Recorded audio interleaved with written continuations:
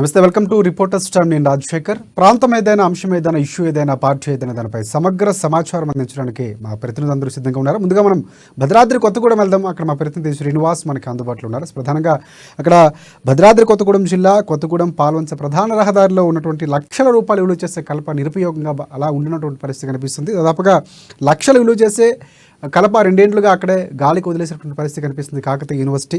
So అధికారులకు సంబంధించి పూర్తి స్థాయిలో గతంలోనే 25 ఎకరాల స్థలంలో టేకు చెట్లను కటింగ్ చేసేందుకు ఫారెస్ట్ అధికారులు అనుమతి ఇచ్చినటువంటి పరిస్థితి. 2021 సెప్టెంబర్లో ఒక్కో చెట్టుకు 550 రూపాయల చొప్పున కోత విధించినటువంటి పరిస్థితి. అలాగా 1671 చెట్లకు గాను 9.19 లక్షల రూపాయలను ఫారెస్ట్ ఆఫీసర్లకు చెల్లించినటువంటి పరిస్థితి ఉంది. సో ఇలాగా కోత చేసినటువంటి చెట్లను తర్వాత పూర్తి స్థాయిలో అక్కడ రహదారి పక్కనే కలపను వదిలేసినటువంటి పరిస్థితి కనిపిస్తుంది. సో దీనిపై చర్యలు తీసుకోవాలని కూడా కోరుతున్నటువంటి పరిస్థితి. ఫారెస్ట్ అధికారులకు అప్పగించడం, లేదనుకుంటే కాకతీయ యూనివర్సిటీలో తీసుకోవడం, వేలం పాడేయడం, ఏదో ఒకటి చేయాల్సిన అవసరం ఉంది, ఎందుకు పట్టించుకోవట్లేదు అనేటువంటి వాదనలు వినిపిస్తున్నాయి. సో దీనికి సంబంధించి పూర్తి అప్డేట్స్ ఏంటి చెప్పండి శ్రీనివాస్. Thank you Rajasekhar. గత ప్రభుత్వం ఏదైతే ఉందో బీఆర్ఎస్ ప్రభుత్వంలో ఉన్నప్పుడు తెలంగాణ రాష్ట్రంలోని మెడికల్ కాలేజీలకు అనుమతులు ఇచ్చినటువంటి నేపథ్యంలో భద్రాద్రి కొత్తగూడెం జిల్లాలోని కొత్తగూడెం పాల్వంచ ప్రధాన రహదారికి సమీపంలో ఉన్నటువంటి ఈ యొక్క కాకతీయ యూనివర్సిటీకి సంబంధించినటువంటి ఈ యొక్క 100 ఎకరాల భూమిలో ఒక 25 ఎకరాలు అంటే 25 ఎకరాలు ఈ యొక్క మెడికల్ కాలేజీకి కేటాయించడం జరిగింది. అది కూడా ఆ స్థలంలో ఉన్నటువంటి 1671 ఈ యొక్క టేకు మొక్కలు ఉన్నటువంటి నేపథ్యంలో ఫారెస్ట్ నుంచి అనుమతులు తీసుకోవాలంటే కటింగ్ కి ఈ యొక్క ఒక్క చెట్టుకు వచ్చేసి 550 రూపాయలు అంటే మొత్తం కూడా 9,19,000 రూపాయలు ఈ యొక్క అటవీ శాఖకు అనుమతి కోసం చెల్లించినటువంటి నేపథ్యంలో ఈ యొక్క కట్ చేసినటువంటి ఈ యొక్క టేకు కలప ఏదైతే ఉందో ఈ యొక్క కాలేజీ నిర్మాణం జరుగుతున్నటువంటి ప్రాంతంలో రోడ్డు పక్కన ఎవరికి అది సంబంధం లేదన్నట్టుగా రోడ్డు పక్కన పడేయటంతో గత 2 సంవత్సరాలుగా అది ఎండకి ఎండుతూ వానకు తడుస్తూ అలాగే పగుళ్ళు వచ్చేసి చెదబట్టి మట్టిలో కలిసిపోయేటువంటి పరిస్థితులు నెలకొన్నటువంటి నేపథ్యంలో ఈ యొక్క అధికారుల నిర్లక్ష్యానికి నిలువుటద్దంలా నిలిచిపోయింది. ఈ యొక్క ప్రజల నుండి వస్తున్నటువంటి విమర్శలు పెడచెవిన పెడుతున్నటువంటి ఈ యొక్క కాకతీయ యూనివర్సిటీ అధికారులు ఇకనైనా స్పందించి వాటిని ఈ యొక్క కలప డిపోకి అప్పచెప్పినట్టయితే వాళ్ళు సేల్స్ చేసి అంటే ప్రభుత్వ కలప డిపో ఏదైతే ఉందో పాల్వంచలో ఆ యొక్క కలప డిపోకి తోలినట్లయితే అక్కడైనా వీళ్ళు ఒకవేళ అమ్ముకోవటం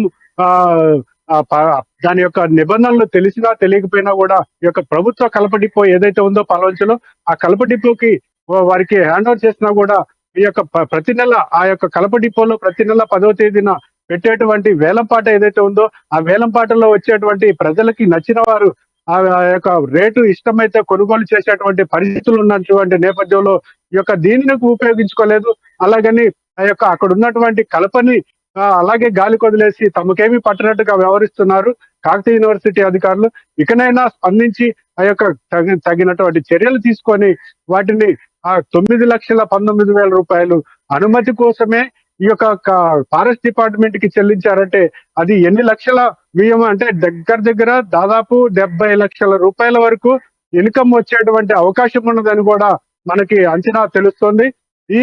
వీటి వలన అక్కడ రోడ్డు వెంటే పడేసి ఉండటం వల్ల కొంతమంది వాటిని ముక్కలు చేసి కూడా సిటీలకు కార్లలో కావచ్చు లేకపోతే ఇతర వాహనాల్లో కావచ్చు తరలించుకుపోయారటు వంటి ఆరోపణలు కూడా వినిపిస్తున్నటువంటి నేపథ్యంలో ఇకనైనా ఆ యొక్క కాకతీయ యూనివర్సిటీ అధికారులు ఎవరైతే ఉన్నారో వారు స్పందించి వెంటనే వాటిని వేలంపాట వేసి ప్రజాధనం వృధా కాకుండా ఆ యొక్క టేకు కలప మట్టిలో కలిసిపోయి మట్టి కాకుండా చూడాలని చెప్పేసి కూడా కోరుతున్నటువంటి నేపథ్యం ఉంది రాజశేఖర్.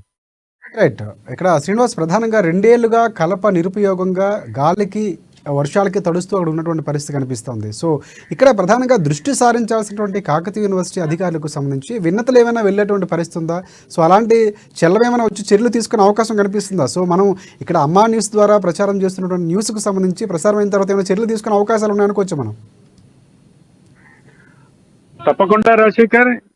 ఇక్కడ ఉన్నటువంటి ఏదైతే టేకు కలప అలా నిరుపయోగంగా పడేశారు అని చెప్పేసి మనం ఆ యొక్క కాకతీయ యూనివర్సిటీ ప్రిన్సిపాల్ ను మనం సంప్రదించడం జరిగింది. సంప్రదించినటువంటి నేపథ్యంలో మేమైతే ఇక్కడి నుంచి లెటర్లు మా పై అధికారులకు పలు దఫాలుగా కూడా పంపించినామని చెప్పేసి కూడా వాళ్ళు తెలియజేస్తున్నారు. పై అధికారుల నుంచి అనుమతులు రాగానే మేము తప్పకుండా వాటిని సేల్ చేసి ఆ యొక్క ఏదైతే ఆదాయం వస్తుందో ఆ ఆదాయాన్ని మా కాకతీయ యూనివర్సిటీ కి హ్యాండ్ ఓవర్ చేయడం జరుగుతుంది. అలాగే అక్కడ ఉన్నటువంటి కలప ఏదైతే ఉందో ఎండకి ఎండి వానకి తడగటం వల్ల పగుళ్ళు వచ్చిన తర్వాత ఇవాళ వచ్చేటువంటి రూపాయి రేపు దానికి సగానికి పడిపోయేటువంటి అవకాశాలు కూడా ఉన్నటువంటి నేపథ్యంలో ఈ యొక్క మన అమ్మ న్యూస్ లో ప్రచారమైనటువంటి వార్తా కథనానికి స్పందించేటువంటి అవకాశాలు కూడా ఎక్కువగా కనబడుతున్నాయి. ఇకనైనా స్పందిస్తారని ఈ యొక్క స్థానిక ప్రజలు కూడా ఆశిస్తున్నారు. రాజశేఖర్, ఎస్ ఇక్కడ ప్రధానంగా దాని విలువ 2000గా ఉన్నటువంటి నిరుపయోగంగా ఉన్నటువంటి 25 ఎకరాల్లో ఉన్నటువంటి టేకు తోటకు సంబంధించి సో ఇప్పుడు కలప ఎంత అయితే ఉందంటే పూర్తిగా కోత విధించినటువంటి కలప నిరుపయోగం ఉన్న దాని విలువ ఎంత ఉండే అవకాశం కనిపిస్తుంది? వేలం పట్టేస్తే యూనివర్సిటీకి ఎంత డబ్బులు వచ్చే అవకాశం కనిపిస్తుంది శ్రీనివాస్?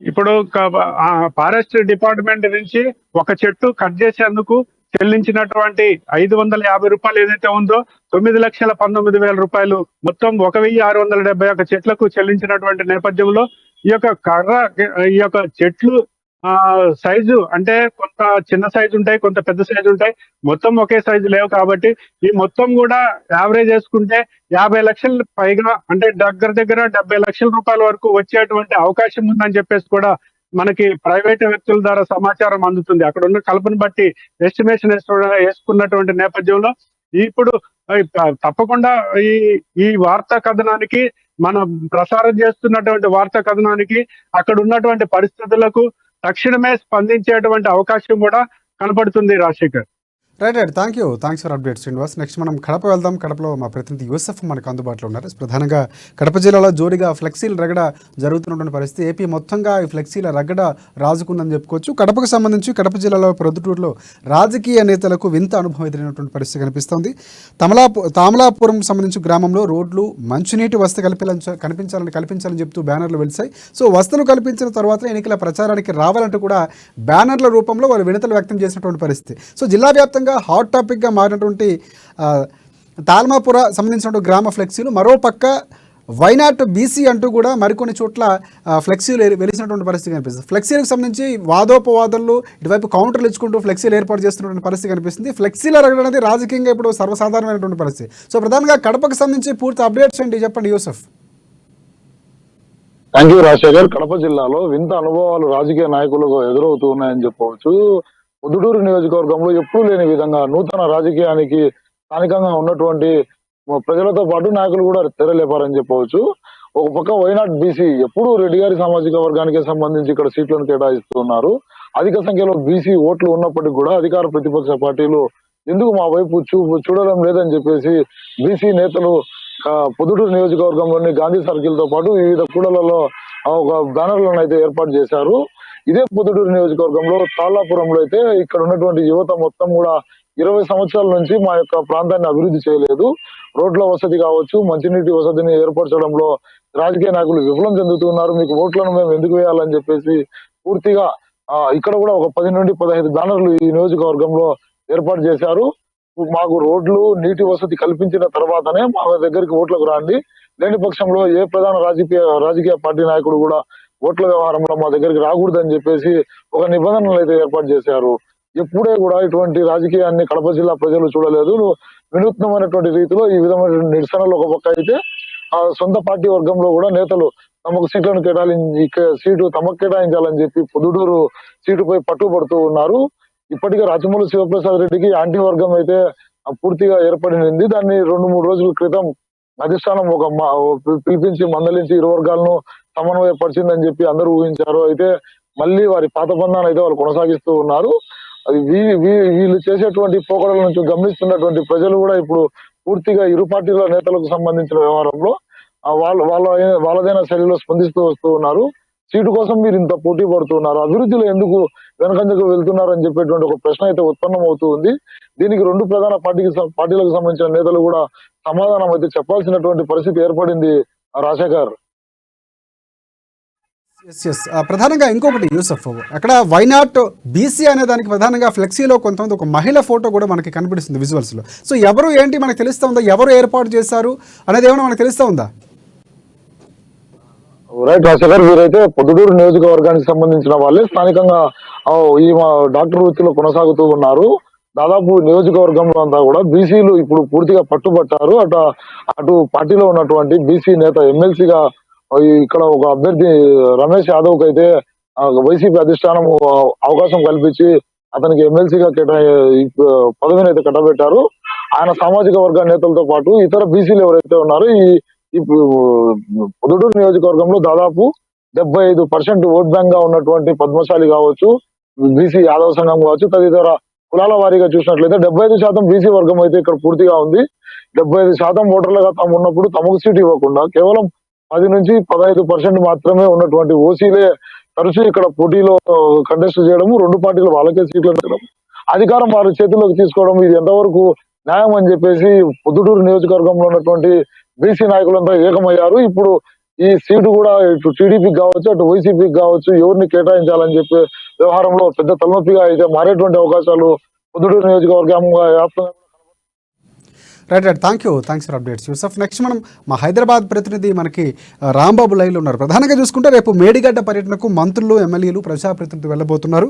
మధ్యాహ్నం 3 గంటల సమయంలో కాళేశ్వరం చేరుకోబోతున్నారు ఎమ్మెల్యేలు, ఎమ్మెల్సీలు. అలాగే బస్సులో సీఎం రేవంత్ రెడ్డి సహా డిప్యూటీ సీఎం మంత్రులు వెళ్ళబోతున్నారు. 2 గంటల పాటు కాళేశ్వరం పరిశీలించే అవకాశం కనిపిస్తుంది. సో దీనికి సంబంధించి పూర్తిగా ప్రజాప్రతినిధుల బృందం వెళ్ళబోతుంది. సో అక్కడ మనకి ప్రభుత్వ బీర్లా ఆయలయ్య ఉన్నారు. అంతో మా ప్రతినిధి రాంబాబు మాట్లాడి మరిన్ని అప్డేట్స్ అందిస్తారు. ఎస్ రాంబాబు, చెప్పండి.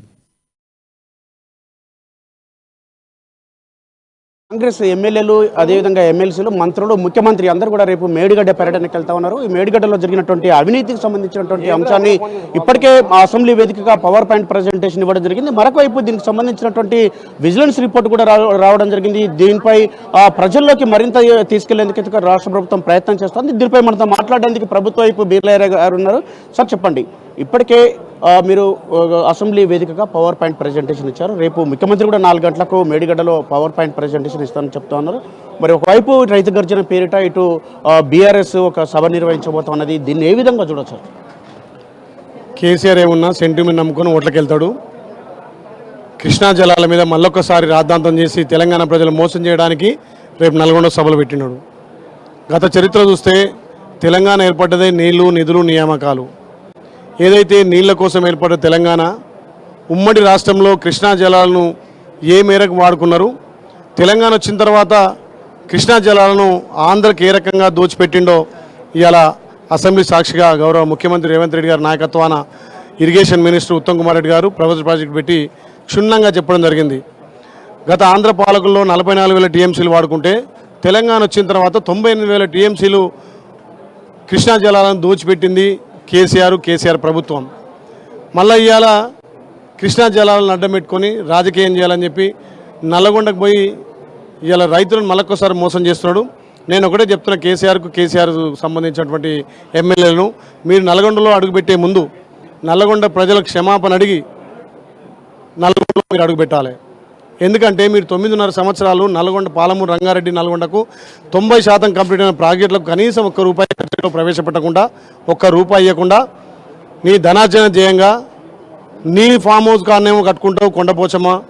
కాళేశ్వరంతో నిధులు దండుకోవడానికి మేడిగడ్డని ఇలా మేడి పండు లెక్క తయారు చేసి నిధుల కోసమే కట్టినవి తప్ప మరి ఏ ముఖం పెట్టుకొని రేపు నల్గొండలో నువ్వు ఒక ఇలా సభ పెట్టబోతున్నావు. రైతులు అందరూ గమనిస్తున్నారు. తెలంగాణ రైతులు నిన్ను విస్మరించే కాంగ్రెస్ పార్టీతోటి అభివృద్ధి సాధ్యమని చెప్పి ఇలా కాంగ్రెస్ పార్టీకి పట్టం కట్టి ఇలా వచ్చేస్తే మళ్ళీ నువ్వు దొంగ మాటలతోటి, కాలయాపనతోటి, మళ్ళొక నీళ్ళ సెంటిమెంట్ తోటి ఇలా నల్గొండ ప్రజలను రెచ్చగొట్టాలని చూస్తున్నావు. నల్లగొండ ప్రజలు తెలివైన వాళ్ళు, గతంలో ఎన్నో పోరాటాలు చేసినటువంటి, ఉద్యమాలు చేసినటువంటి నల్లగొండలో నీ పప్పులు ఉడకాయి. కాబట్టి ఏదైతే నువ్వు దోచుకున్నటువంటి కాళేశ్వరం కానీ, మేడిగడ్డ కానీ రేపు గౌరవ ముఖ్యమంత్రి, అదేవిధంగా మంత్రివర్గం, ఎమ్మెల్యేలు, ఎమ్మెల్సీలు అంతా కూడా మేడిగడ్డను సందర్శించి మేడిగడ్డలో ఎంతో దోచుకున్నావు, మేడి పండు చూడు మేలమైండు, పొట్ట విప్పి చూడు పులులు అన్నట్టుగా నువ్వు కట్టినటువంటి ప్రాజెక్టులు మొత్తం ధనార్జన చేస్తున్నావు తప్ప ఏ ఒక్కటి కూడా తెలంగాణ ప్రజలకు. బీఆర్ఎస్ ప్రభుత్వం, గతంలో ఉన్నటువంటి బీఆర్ఎస్ ప్రభుత్వం ఇప్పుడున్నటువంటి నాయకులు ఏమంటారంటే నల్గొండ జిల్లాను సస్యశ్యామలం చేసినాం, ఇటు మహబూబ్నగర్ కానీ నల్గొండ కానీ రైతులు సంతోషంగా ఉన్నారు, ఫ్లోరైడ్ను కూడా అంతమొందించమని చెప్తున్నారు. మీరేమో నల్గొండ జిల్లాను ఎడారిగా మార్చండి, ఎస్ఎల్బీసీను పూర్తి చేయలేదని చెప్తా ఉన్నారు. మరి ఇప్పుడు మీ మీడియా వాళ్ళు కూడా చూడాలి, ఎస్ఎల్బీసీకి ఏకన్నా రూపాయి పని కూడా చేయలే కదా. ఒక్క రూపాయి బడ్జెట్లో కేటాయించలే కదా. నల్గొండలో ఏ ప్రాజెక్ట్ కట్టిండో మీరు చర్చల ద్వారా రావాలి. మేము అందుకే ఇవాళ చర్చ పెట్టినాం. మరి 4 కోట్ల తెలంగాణ ప్రజలు 119 మందిని అసెంబ్లీకి పంపిస్తే ఇవాళ అసెంబ్లీలో ఏ నిర్ణయం తీసుకున్నా 4 కోట్ల తెలంగాణ ప్రజలు చూస్తారు. మరి అసెంబ్లీలో ఇవాళ ప్రైవేట్ ప్రాజెక్ట్ మీద మీరు మాట్లాడాల్సి ఉంటే కదా. ఒక గౌరవ మాజీ ముఖ్యమంత్రి ఇప్పుడున్నటువంటి ప్రస్తుత ప్రతిపక్ష నాయకుడు వచ్చి నీ గలం విప్పి తెలంగాణ ప్రజలకు మరి మా కాంగ్రెస్ హయాంలో ఏం జరిగింది, నీ 9.5 పాలనలో ఎంత జోపిందో మేము క్లియర్ కట్ కళ్ళ కట్టినట్టు చూపిస్తుంటే నువ్వు ఎందుకు ముఖం చాటేసి ఫామ్ హౌస్లో పండుకున్నావు? మరి ఇలా అసెంబ్లీకి చేతగాను రేపు నల్గొండకి ఏ రకంగా పోతున్నావు? ప్రజలు గెలిపించింది మరి నీ సమస్యల మీద కదా. ఇక్కడ మేము కళ్ళ కట్టినట్టుగా మేము నిజాలు నిరూపిస్తుంటే ఎందుకు ముఖం చాటేసామని చెప్పి గౌరవ ముఖ్యమంత్రి అడుగుతున్నాం. ఏదున్నా సెంటిమెంట్ తోటి ప్రజలను రెచ్చగొట్టాలి, ప్రజలతో ఓట్లు కావాలి. రేపు లోక్సభలో కూడా మీకు ఏ నియోజకవర్గంలో కూడా ఏ పార్లమెంట్ స్థాయిలో కూడా డిపాజిట్ కూడా రాదు. మీ మోసాలను మీ దోపిడీలను కూడా ప్రజలు గమనించారు కాబట్టి ఇలా కాంగ్రెస్ పార్టీకి పట్టం కట్టారు. 5 ఏళ్ళు మీరు సూచనలు సలహాలు ఇచ్చి ఇలా తెలంగాణ ప్రజలు మనలు పొందాలి తప్ప మళ్ళొక్కసారి సెంటిమెంట్ తోటి ఇలా నల్గొండ ప్రజల మధ్య ఈ ప్రజల మధ్య మళ్ళా ఈ సెంటిమెంట్ తోటి ఓట్లు దండుకోవాలని చూస్తున్నారు. ప్రజలు మిమ్మల్ని విశ్వసించారు. టీఎన్సీ మురళీధర్ రావును ఒక్కరిని సస్పెండ్ చేస్తేనే సరిపోతుందా? మొత్తం 1049 మంది రిటైర్డ్ అధికారులు ఇంకా ఉన్నారు. బీఆర్ఎస్ ప్రభుత్వంలో చేసినటువంటి వాళ్ళు అనేక మంది ఉన్నారన్న ఆరోపణలు ఉన్నాయి. ఒక్కొక్కరి మీద ఎంక్వైరీ జరుగుతుంది. ఎవరైతే తప్పు చేస్తారో వాళ్ళందరూ కూడా శిక్ష అనుభవించాల్సిందే. మా ప్రభుత్వమే ప్రజల ప్రభుత్వం, ప్రజాప్రభుత్వం, ప్రజాపాలన చేస్తున్నాం కాబట్టి ఏ తప్పు చేసినా ఎంతటి వారినైనా ఉపేక్షించేది లేదు. అందరినీ జ్యుడిషియల్ ఎంక్వైరీ చేసి ప్రతి ఒక్కరు తిన్న రూపాయి కంచెలకు కక్కిస్తామని చెప్పి గౌరవ ముఖ్యమంత్రి చెప్పిండు. మేము అదే చెప్తున్నాం. ఎక్కడ దోపిడీ జరిగినా అది తెలంగాణ సొత్తు, తెలంగాణ ప్రజల ఆస్తి కాబట్టి ఖచ్చితంగా కక్కిస్తామని చెప్తున్నాం. రేపు ఎంతటి వారినైనా అందరిని ఎంక్వైరీ చేసి జ్యుడిషియల్ ఎంక్వైరీ ద్వారా వాళ్ళు తిన్నటువంటి సొమ్మును కక్కిస్తాం. ప్రాజెక్టులపై జరిగినటువంటి అవినీతిని మొత్తం కూడా అవినీతి సొమ్మిదిని కక్కిస్తామని చెప్పేసి ప్రాజెక్టులన్నింటినీ కూడా పూర్తి చేస్తామని చెప్పేసి బీర్లయ్య గారు చెప్తున్నారు. కెమెరామెన్ మనోజ్తో రాంబాబు, అమ్మా news, Hyderabad. Thanks for updates Rambabu. Next మనం నిజామాబాద్ వెళ్దాం. నిజామాబాద్లో మా ప్రతినిధి నవీన్ మనకు అందుబాటులో ఉన్నారు. ప్రధానంగా ట్రాన్స్జెండర్లను కిడ్నాపర్లుగా గుర్తించడంపై ఆవేదన వ్యక్తం చేస్తున్నటువంటి పరిస్థితి కనిపిస్తుంది. సోషల్ మీడియాలో తప్పుడు ప్రచారంతో మాపై దాడులకు పాల్పడుతున్నారంటూ ట్రాన్స్జెండర్లు ఆరోపిస్తున్నటువంటి పరిస్థితి కనిపిస్తుంది. మేము కూడా మనుషులమే, మాపై వివక్ష వద్దని కూడా వారు వేడుకున్నటువంటి పరిస్థితి కనిపిస్తుంది. సో ఈ ఘటనకు సంబంధించి పూర్తి అప్డేట్స్ ఏంటి నవీన్ చెప్పండి. నిజామాబాద్ జిల్లాలో ట్రాన్స్జెండర్లు ఆందోళన పట్టారు. ఇది తమకు గ్రామాలకు వెళ్తే తమను అడ్డుకుంటున్నారని చెప్పి తమను పిల్లలు ఎత్తుకైపోయే బ్యాచ్ గా చూస్తున్నారని చెప్పి కూడా అనేక మంది ట్రాన్స్జెండర్లు కూడా నిజామాబాద్ జిల్లాకు కలెక్టరేట్కు ఇచ్చేశారు. అయితే దీనిపై మాట్లాడడానికి ట్రాన్స్జెండర్లు ఉన్నారు. మీరు అడిగి మరుచుకుని చెప్పండి, మీ ప్రాబ్లం ఇది ఎందుకు వచ్చారు సార్ మీరు? సార్, ఇప్పుడు జరుగుతున్న రూమెన్స్ వల్ల మాకు ఎఫెక్ట్ పడుతుంది సార్. వాళ్ళు చేసే వాళ్ళు ఎవరో మాకు తెలియదు. మేము ఇక్కడ గత 10-12 ఏళ్ళ నుంచి మేము ఇక్కడ బతుకుతున్నాము. జిల్లాలో చాలా దగ్గర మేము వెళ్ళి భిక్షాటన చేస్తాము, వస్తాము. ఎక్కడ శుభకార్యం జరిగితే అక్కడికి వెళ్ళి వాళ్ళకి తోచింది తీసుకొని వస్తాము. మేము పిల్లల్ని కిడ్నాప్ చేసేవాళ్ళం కాదు. ఇలాంటి రూమర్స్ అదేమో సోషల్ మీడియా వల్ల ఎవరో ఏదేదో పోస్ట్ చేయడం వల్ల అది మాకు ఎఫెక్ట్ అవుతుంది. ఎందుకంటే మేము చేయని తప్పుకి ఇప్పుడు శిక్ష అనుభవిస్తున్నాం. 8 రోజుల నుంచి మేము బయటికి కూడా వెళ్ళలేని పరిస్థితి ఉంది. ఎక్కడికైనా ఒక్కరుగా వెళ్తే ఇప్పుడు ఇవాళ ఇలాంటి సంఘటన చోటు చేసుకుంది. అలాంటి వల్ల మాకు భయం అవుతుంది. బయటికి వెళ్ళాలంటే కూడా కొంచెం ఇబ్బందిగా ఉంది. ఇంతకుముందు మేము ఎక్కడికి వెళ్ళినా మాకు చాలా రెస్పెక్ట్గా మాట్లాడేవాళ్ళు. అందరు చిన్న చిన్న పిల్లల్ని తీసుకొచ్చి మా దగ్గర ఆశీర్వాదం తీసుకునేవాళ్ళు. కానీ సడన్గా ఈ వారం రోజుల్లోనే ఇలాంటి జరిగితే మాకు ఎంతో బాధ అనిపిస్తుంది. ఎందుకంటే మేము బయటికి వెళ్ళేదాకా మాకు పొట్ట గడవదండి. మేము బయటికి వెళ్ళి భిక్షాటన చేస్తేనే మాకు కడుపు నిండుతుంది. అలాంటి దానివల్ల ఎవరు చేసే న్యూసెన్స్ వల్ల మా మీద ఎఫెక్ట్ పడుతుంది. మేము చేయని తప్పుకు శిక్ష అనుభవిస్తున్నాం. ఇప్పుడు ఎక్కడైనా మమ్మల్ని చూసి చేతులెత్తి మొక్కేవారు. ఈ మధ్యలో ఈ వారం రోజుల నుంచి అయితే కొంచెం చూడంగానే అదోలా చూడటం అలా. ప్లీజ్ దయచేసి ప్రజలందరికీ ఒకటే మా విజ్ఞప్తి, అలాంటి వాళ్ళం కాదు మేము. మీ ఇంట్లో శుభకార్యం జరిగితే ఫస్ట్ ఆనందించేటోళ్ళం మేమే. మాకు ఆనందం మాకు. ఎందుకంటే అరే ఇవాళ ఈ ఇంట్లో శుభకార్యం అవుతుంది, అక్కడికి వెళ్తే మన 10 మంది కడుపు నిండుతుందని అనుకునే వాళ్ళం సార్. మేము అలాంటి వాళ్ళం కాదు. మేము నిజమైన ట్రాన్స్జెండర్స్. మాకు సొసైటీలో మంచిగా మాకు కూడా బతకాలని ఉంటుంది సార్. సొసైటీలో మంచి పేరు తెచ్చుకోవాలని ఉంటుంది. ఇలాంటి పనులు ఎందుకు చేస్తాం మేము? మాకు అవసరం లేదు సార్. మీరు వేసే ఎంగిల్ మెతుకులతోనే మేము బతికే వాళ్ళము.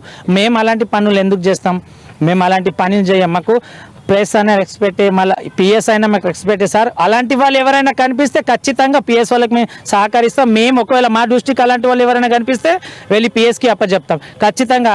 అది కూడా మా రెస్పాన్సిబిలిటీ సార్, ఎందుకంటే మా వాళ్ళ ట్రూమర్స్ వస్తున్నాయి కాబట్టి ఖచ్చితంగా దాన్ని కూడా మేము ఖండిస్తాం సార్. ఖచ్చితంగా ఎవరైతే అలాంటి వాళ్ళు మాకు కూడా అనుమానం ఎవరైనా కనిపిస్తే మేము ఖచ్చితంగా పిఎస్కి ఫోన్ చేస్తాం. పిఎస్తో సార్తో పిఎస్ వాళ్ళకి కూడా మేము ఖచ్చితంగా వాళ్ళు ఎలా చెప్తే అలా వింటాం సార్. వాళ్ళతో మేము వాళ్ళకు కూడా సహకరిస్తాం. కానీ ప్రజలారా ఒక్కటే, ఇన్ని రోజులు నిజామాబాద్ డిస్ట్రిక్ట్లో చాలా మంది మమ్మల్ని చూసి గుర్తుపడతారు. కనీసం మీరైనా అర్థం చేసుకోండి మా బాధ. మేము ఇక్కడ గత 10-12 ఏళ్ళ నుంచి మేము ఇక్కడ నివసిస్తున్నాం. మా మంచేదో చెడేదో మీకు తెలుసు. ఇక్కడే అంటే పక్కనున్న పల్లెటూర్లలో వాళ్ళకి తెలియకపోవచ్చు. నిజామాబాద్ డిస్టిక్లో ఉన్న వాళ్ళ అందరికైతే చాలా మందికి మా ట్రాన్స్ కమ్యూనిటీ అందరికీ తెలుసు. మేము అలాంటి వాళ్ళం కాదు. దయచేసి ఎవరైతే ఆ రూమర్స్ క్రియేట్ చేస్తున్నారో ఇలాంటివన్నీ అన్నలారా మీకు దండం పెట్టి చెప్తున్నాను, ప్లీజ్ అది నిజమైతేనే పెట్టండి. లేకపోతే మీలాంటి వల్ల మేము బయటికి వెళ్ళలేకపోతున్నాం. చాలా ఇబ్బంది అవుతుంది. ఎందుకంటే ఎక్కడికైనా వెళ్ళాలంటే అరే మళ్ళీ అక్కడ అలా అయింది, మళ్ళీ ఏమైనా చేస్తారని అదొక భయం అయిపోయింది సార్. ఇప్పుడు మేము ఇంతకుముందు స్వతంత్రంగా ఒక్కళ్ళు పోయి మార్కెట్కి వెళ్ళి ఏదైనా తెచ్చుకునేవాళ్ళం. ఇప్పుడు ఈ వారం 10 రోజుల నుంచి బయటికి వెళ్ళాలంటేనే భయం అనిపిస్తుంది, ఎవరు ఎక్కడి నుంచి ఏం అటాక్ చేస్తారో అని. ఎందుకంటే ఇప్పుడు నలుగురం పోతే అది కొంచెం ఒక్కళ్ళు పోవాలంటే చాలా ఇబ్బందిగా ఉంది సార్, చాలా భయంగా కూడా ఉంది. నిజంగా మీ అందరికీ ప్రజలందరికీ వేడుకుంటున్నాం ఒక్కటే, ప్లీజ్ దయచేసి మమ్మల్ని గుర్తించండి. ఫస్ట్ మీరు చూడండి, మేము ఎండికి బంగారంకి తేడా ఉంటుంది కదా సార్, మమ్మల్ని కూడా చూడండి. వేషధారణ వాళ్ళు ఎలా ఉంటారు, మేము ఎలా ఉంటాం, మా అవయాలు మేము చూడండి. మీరు కూడా మీరు చెప్పండి, మీకు ప్రధానంగా గ్రామాలకు వెళ్తుంటే ఎక్కడ అడుగుంటారు, ఏమంటున్నారు సార్? నిన్నైతే మన రుద్రూరులో మా పిల్లలు వెళ్తే ఏమో ఊర్లో వెళ్ళంగానే ఎంట్రెన్స్ కాగానే కొందరు నలుగురు పోయి 10 మంది జమ అయ్యి వాళ్ళ ఆటోను ఆపేసుకొని పోలీసు వాళ్ళకి ఫోన్ చేసిరంట. చేసి ఇట్లా కిడ్నాపర్సే వచ్చారు అని. కానీ అయితే పోలీస్ స్టేషన్ కూడా తీసుకుపోయినాక వాళ్ళకు మళ్ళీ ఆడ బాగా సేపటి దాకా కూర్చోబెట్టారు. కానీ పోలీసు వాళ్ళు గుర్తించి అమ్మ మీరు రియలేనమ్మా, వాళ్ళు వేరే వాళ్ళు ఇట్లా మీ లెక్క వేషాలు వేసుకొని వస్తారు వాళ్ళు అని చెప్పారు. కానీ ఆ పిల్లలది ఇంకెవరో సోషల్ మీడియా కోసము వాళ్ళ ఫోటో తీసి టౌన్లకించి తీసి వాళ్ళది స్టేటస్లు పెట్టి వీళ్ళే కిడ్నాపర్స్ అని స్టేటస్లు పెడుతున్నారు. అలా పెడితే ఏమొస్తుందండి? ఒక మాట చెప్పండి. ఎవరైనా తప్పు చేస్తే మేము 7 దాకైనా మేమైనా చట్టం దృష్టిలో అందరూ సమానమే. చట్టం దగ్గర మేము ఒకవేళ తప్పు చేస్తే మమ్మల్ని కూడా శిక్షించండి. అంతేగాని ఏదో మా పిల్లలది ఫోటో పెట్టి వీళ్ళే కిడ్నాపర్స్ అంటే ఇప్పుడు వాళ్ళు బయట వెళ్ళాలన్నా వాళ్ళకు ఎవరండి చెప్పండి ఒక మాట. వాళ్ళకు ఇప్పుడు వాళ్ళు భయం పడుతూ ఉన్నారు నైట్ నుంచి. దంపపై కూడా దాడులకు పాల్పడుతున్నారని చెప్పి చిన్న పిల్లలు కూడా ఎత్తుకపోయి పోతున్నారని చెప్పి దంపపై కూడా దాడులు దిగబడుతున్నారు. ఇలాంటిది తాము చేయమని చెప్పి చెప్తున్నారు. అనేక శుభకార్యాలకు తాము వెళ్తామని చెప్పి ముఖ్యంగా ఎవరు మంచివారు ఎవరు.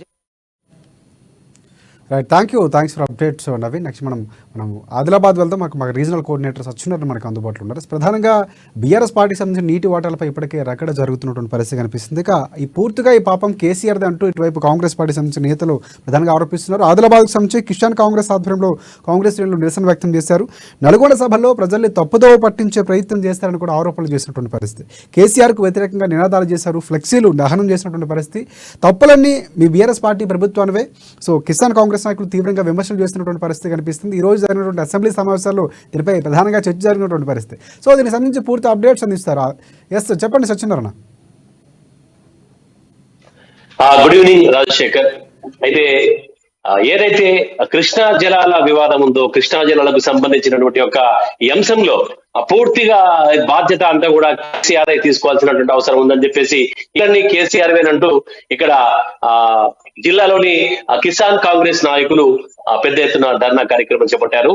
కంది శ్రీనివాసరెడ్డి క్యాంపు కార్యాలయం నుంచి ఎన్టీఆర్ చౌరస్తా వరకు వెళ్లి ఎన్టీఆర్ చౌరస్తా వద్ద కేసీఆర్ కు వ్యతిరేకంగా నినాదాలు చేస్తూ తర్వాత ఈ తప్పంతా కూడా కేసీఆర్ దేనంటూ ఆరోపిస్తూ ఆ తర్వాత కేసీఆర్ ఫ్లెక్సీని కూడా కాంగ్రెస్ శ్రేణులు కిసాన్ కాంగ్రెస్ ఆధ్వర్యంలో కాంగ్రెస్ శ్రేణులు అయితే దహనం చేశాయి.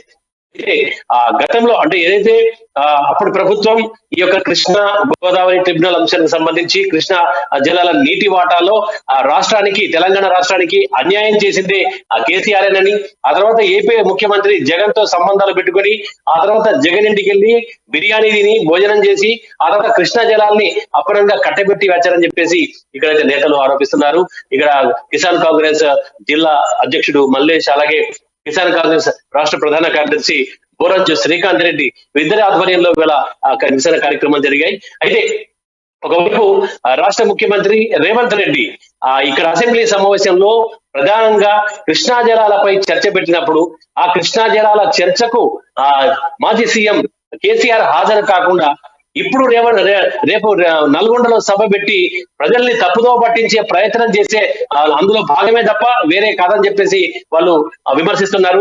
ఒకవేళ నిజంగా కేసీఆర్ వైపు ఎలాంటి తప్పు లేనట్టయితే ఈ చర్చకు ఎందుకు రాలేదని, అసెంబ్లీలో జరిగేటటువంటి ఒక చర్చలో ఎందుకు పాల్గొనలేదని పవర్ పాయింట్ ప్రెజెంటేషన్ లో రేవంత్ రెడ్డి స్పష్టంగా టైం ఇస్తామన్నప్పటికీ కూడా ఆయన ఎందుకు మరి ఫామ్ హౌస్ కి పరిమితం అయ్యారంటూ నేతలు చాలా ఇక్కడ పెద్ద ఎత్తున ఆరోపించారు. అంటే ఓవరాల్ గా చూస్తే కనుక దీని పాపం అంటే కృష్ణా జలాల ప్రాజెక్టు సంబంధించి కేఆర్ఎంబి గాని మిగతా ఏ విషయంలో గాని కేంద్రానికి ప్రాజెక్ట్ అప్పగించే విషయం కానీ దీనికి పూర్తిగా బాధ్యత అంతా కూడా కేసీఆర్ దేనంటూ నేతలు ముక్త కంఠంతో ఖండించారు. ఆ తర్వాత అక్కడికి వెళ్లకుండా రేపు ఏదైతే నల్గొండలో ఏర్పాటు చేసే సభ విషయాల్లో కూడా రాష్ట్ర ప్రధాన కార్యదర్శి బోరం శ్రీకాంత్ రెడ్డి అయితే దీన్ని ఖండించారు. ఎప్పుడైతే అక్కడ పాలమూరు రంగారెడ్డి ఎత్తిపోతల పథకానికి ₹1 కూడా ఇవ్వనటువంటి కేసీఆర్ నల్గొండలో ఏ ముఖం పెట్టుకుని సభ ఏర్పాటు చేస్తారు? ఇదంతా కూడా నల్గొండలో సభ పెట్టి వచ్చేటటువంటి ఒక పార్లమెంట్ ఎన్నికల్లో ఒక సెంటిమెంట్ అస్త్రంగా దీన్ని భావిస్తున్నారు. పార్లమెంట్ లో ఎన్నికలకు ఈ యొక్క ఏదైతే కాళేశ్వరం ప్రాజెక్టుకు సంబంధించినటువంటి లోపాలన్నీ కూడా బయటపడకుండా కప్పిపుచ్చుకునే యత్నంగానే ఆ తర్వాత కాంగ్రెస్ ప్రభుత్వంపై అనవసర రాద్ధాంతం చేసి ప్రజల దృష్టి మరల్చేందుకే ఈ విధంగా నల్గొండ సభ పెట్టి సభలో మాట్లాడే విధంగా ప్రయత్నం చేస్తారని చెప్పేసి ప్రజల్ని తప్పుదో పట్టించే ప్రయత్నం చేస్తారని చెప్పేసి నాయకులు ధ్వజమెత్తారు. ఓవరాల్ గా చూస్తే ఇదంతా కూడా ఒక పథకం ప్రకారంగా కాంగ్రెస్ ప్రభుత్వాన్ని ఇరుకున పెట్టేందుకు, ఆ తర్వాత కాంగ్రెస్ ప్రభుత్వంపై బురద జల్లేందుకు కేసీఆర్ నాయకులు మిగతా బీఆర్ఎస్ నాయకులు చేస్తున్న ఒక కుట్రగా ఇక్కడ నాయకులు అయితే అభివర్ణిస్తున్నారు. శ్రీకాంత్, ఎస్ ప్రధానంగా ఇంకొక విషయం ఇక్కడ మనం మాట్లాడుకోవాల్సింది ఇక్కడ అంటే ఈ రోజు జరిగినటువంటి సభకు సంబంధించి ప్రధానంగా మినిట్స్ పై కూడా జరుగుతుంది. కేఎన్ఎంబీకి సంబంధించినటువంటి పూర్తి స్థాయిలో గతంలో బీఆర్ఎస్ ప్రభుత్వం అప్పగించింది ఏదైతే నాయకులు చేస్తున్నటువంటి ధర్నాకు సంబంధించి. సో భవిష్యత్తులో ఒకవేళ రేపు సంబంధించి కేసీఆర్ రాకపోతే ఏదైతే చేసినటువంటి ధర్నాలకు సంబంధించి మరింత స్థాయిలో చేసే అవకాశం కనిపిస్తుంది ఆదిలాబాద్కు సంబంధించి. ఖచ్చితంగా, ఎందుకంటే వాళ్ళు ఆల్రెడీ ముందే చెప్పారు ఇవి కేవలం ఇప్పుడు మాత్రం కాదు, ఇక ముందు ఏదైనా సరే ప్రభుత్వానికి అంటే కాంగ్రెస్ ప్రభుత్వం ఒక ప్రజలకు ఆకర్షితమైనటువంటి ప్రజలకు సంక్షేమకరమైనటువంటి ఒక గ్యారంటీ పథకాలు తీసుకొచ్చింది. అలాగే ప్రజల యొక్క ఎప్పుడు కూడా అంటే కేవలం ఒక 2 నెలల కాలంలోనే మంచి సంక్షేమ పథకాన్ని ప్రవేశపెట్టి మంచి పాలన అందించి ఆ తర్వాత మహిళలకు నా భవిష్యత్ అన్నట్టుగా ఏవైతే ఉచిత బస్సు ప్రయాణం ఏర్పాటు చేసి ఆ తర్వాత మహిళల్లో ఒక ఆదరణ అయితే పొందింది కాంగ్రెస్ ప్రభుత్వం. ఒక మంచి ప్రభుత్వం పాలన అందిస్తుంటే ఇక వీళ్ళు ఓర్వలేకనే అంటే బీఆర్ఎస్ ప్రభుత్వం 10 ఏళ్లు అధికారించి ఆ తర్వాత ఒక్కసారిగా అధికారం కోల్పోయేసరికల్లా వాళ్ళకి ఏ మనసును పడలేదని తర్వాత వాళ్ళు ఎలాంటి దీన్ని జీర్ణించుకోలేకపోతున్నారని చెప్పేసి వాళ్ళు ఆరోపిస్తున్నారు. అందుకు తదనుగుణంగానే ఈ యొక్క ఏవైతే కాంగ్రెస్ ప్రభుత్వంపై లేనిపోని ఆరోపణలు గుప్పిస్తున్నట్టుగా ఇక్కడ నాయకులు చెప్తున్నారు. ముందు కూడా అంటే కేసీఆర్ ఎలాంటి అడ్డుపుల్లలు అంటే ప్రభుత్వానికి ఏ రకంగా అడ్డుకున్నప్పటికీ కూడా తామంతా కూడా దాన్ని గట్టిగా తిప్పికొట్టేందుకు ఖండించేందుకు ఎప్పుడు కూడా కాంగ్రెస్ ప్రభుత్వానికి సిద్ధంగా ఉంటామని చెప్పేసి రేవంత్ రెడ్డికి తమ సంపూర్ణ సహాయ సహకారాలు తమ పార్టీ తమ సంఘం తరఫున అంటే కిసాన్ సెల్ నుంచి కిసాన్ సంఘం నుంచి కిసాన్ కాంగ్రెస్ నుంచి తప్పకుండా అందుబాటులో ఉంటుందని చెప్పేసి ఆ తర్వాత ఏ టైంలో అయినా సరే తాము పోరాడడానికి సిద్ధంగా ఉంటామని చెప్పేసి ఇక్కడ నేతలు అయితే స్పష్టం చేసిన పరిస్థితి. రాజశేఖర్, నెక్స్ట్ మనం మెదక్ వెళ్తే మెదక్లో మా ప్రతినిధి సునీల్ మనకి అందుబాటులో ఉన్నారు. ప్రధానంగా కాంగ్రెస్ పార్టీ అధికారంలోకి వచ్చిన తర్వాత పూర్తి స్థాయిలో బీఆర్ఎస్ పార్టీకి సంబంధించి బీట్లు వాడుతున్నటువంటి పరిస్థితి కనిపిస్తుంది. స్థానిక నాయకులు కీలకంగా ఉన్నటువంటి నేతలు కూడా ఇప్పుడు పార్టీ కండువలు మారుస్తున్నటువంటి పరిస్థితి కనిపిస్తుంది. ఇక్కడ కాంగ్రెస్ పార్టీ అధికారంలోకి రావడంతోనే ఈ పరిస్థితి పూర్తిగా మారినటువంటి పరిస్థితి. ఇక పార్లమెంట్ ఎన్నికల వేళ పూర్తి స్థాయిలో చేరికలు భారీగా ఉండబోతున్నాయి. ఆందోళనలో బీఆర్ఎస్ పార్టీకి బిగ్ షాక్ తగిలే అవకాశం కనిపిస్తోంది. కారును వదిలి కాంగ్రెస్లకు చేరుతున్నటువంటి బీఆర్ఎస్ నేతలు ప్రధానంగా ఇప్పటికే మంత్రి దామోదర రాజనరసింహ మంత్రాలు జరుపుతున్నట్లు కూడా మనకు తెలుస్తుంది. సో దీనికి సంబంధించి పూర్తి అప్డేట్స్ ఏంటి చెప్పండి సునీల్. సంగారెడ్డి జిల్లాలోని అందోల్ నియోజకవర్గం నుండి బీఆర్ఎస్ పార్టీకి భారీ షాక్ తగలబోతుందని చెప్పవచ్చు. అయితే త్వరలోనే పార్లమెంట్ ఎన్నికలు ఉన్న నేపథ్యంలో బీఆర్ఎస్ సంబంధించినటువంటి అందోల్ నియోజకవర్గం సంబంధించినటువంటి కీలక నేతలు 5 మంది కీలక నేతలు పార్టీని వీడబోతున్నారు. అంటే అందోల్లో బీఆర్ఎస్ పార్టీ గెలుపుకు సంబంధించి గెలుపుకు కీలకంగా పనిచేసినటువంటి నాయకులు అంటే గత 14 ఎన్నికల్లో కానివ్వండి 18 అసెంబ్లీ ఎన్నికల్లో కీలకంగా వ్యవహరించినటువంటి బీఆర్ఎస్ నేతలు కొంతమంది ముఖ్యంగా 5 మంది నేతలు పార్టీని వీడబోతున్నట్టు మనకు సమాచారం అందుతోంది. అందులో ఒక నాయకుడు ఇప్పటికే హైదరాబాద్ లో మంత్రి దామోదర్ రాజనరసింహతో మంత్రాలు జరిపినట్లు సమాచారం. అయితే ఆందోళన నియోజకవర్గం నుండి మొన్న జరిగిన అసెంబ్లీ ఎన్నికల్లో కాంగ్రెస్ అభ్యర్థిగా దామోదర్ రాజనరసింహ గెలుపొందారు. ఆయన రాష్ట్ర వైద్య శాఖ, సైన్స్ అండ్ టెక్నాలజీ శాఖ మంత్రిగా ఉన్నారు. ఈ నేపథ్యంలో ఆ ఉమ్మడి జిల్లా నుంచి చూసుకున్నట్లయితే ముఖ్యంగా ఆందోళన నియోజకవర్గం నుంచి అయితే బీఆర్ఎస్ నుంచి పెద్ద ఎత్తున వలసలు కాంగ్రెస్ లోకి ఉండబోతున్నాయని చెప్పి కూడా మనకు సమాచారం అందుతోంది. అయితే పార్లమెంట్ ఎన్నికల నేపథ్యంలో ఆందోళన నియోజకవర్గం బీఆర్ఎస్ నేతలు జారిపోవడం, కొంతమంది బీఆర్ఎస్ నేతలు జారిపోవడం అయితే ఆ పార్టీకి బిగ్ షాక్ అని చెప్పవచ్చు. అయితే కీలకంగా ఉన్నటువంటి సీనియర్ నాయకుల్లో కొంతమంది పార్టీని వీడేందుకు ఇప్పటికే నిర్ణయం తీసుకున్నట్టు సమాచారం. ఇప్పటికే హైదరాబాద్ లో మంత్రి దామోదర్ రాజనరసింహతో కూడా వారందరూ కూడా ఇప్పటికే సంభాషణ జరిపారు. అదేవిధంగా కీలక నేతలంతా కూడా భేటీ అయ్యారు.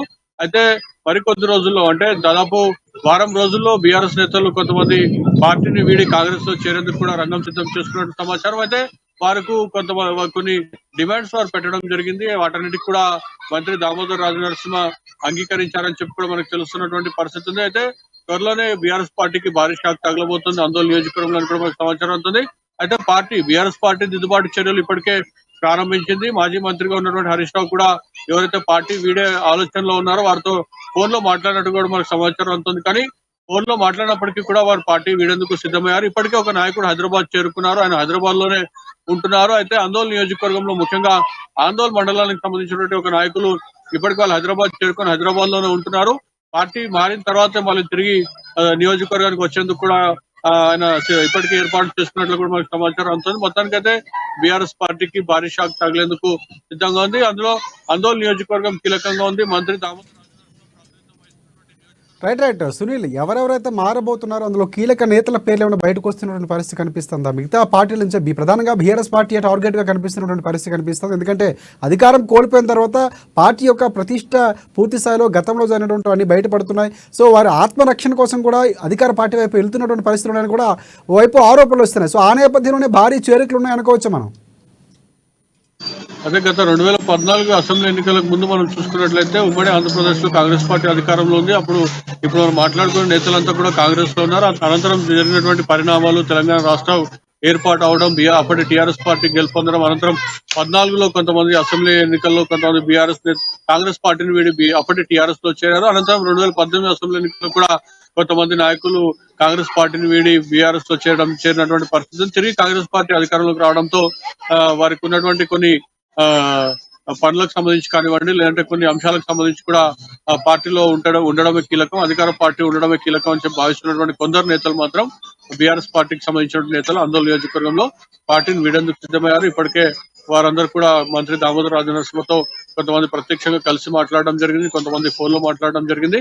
అయితే వారందరూ కూడా వచ్చేందుకు దామోదర్ రాజనరసింహ కూడా గ్రీన్ సిగ్నల్ ఇవ్వడంతో వారందరూ కూడా చేరిక లాంఛనం అయిపోయిందని మనం భావించవచ్చు. Rajasekhar, thanks for update Sunil. Next మనం కర్నూలు వెళ్దాం. కర్నూలులో మా ప్రతినిధి నూర్ భాష మనకు అందుబాటులో ఉన్నారు. So Nandyal Congress party MLA అభ్యర్థిగా గోళ్ళ రాజేష్ పోటీలోకి దిగుతున్నట్టు తెలుస్తోంది.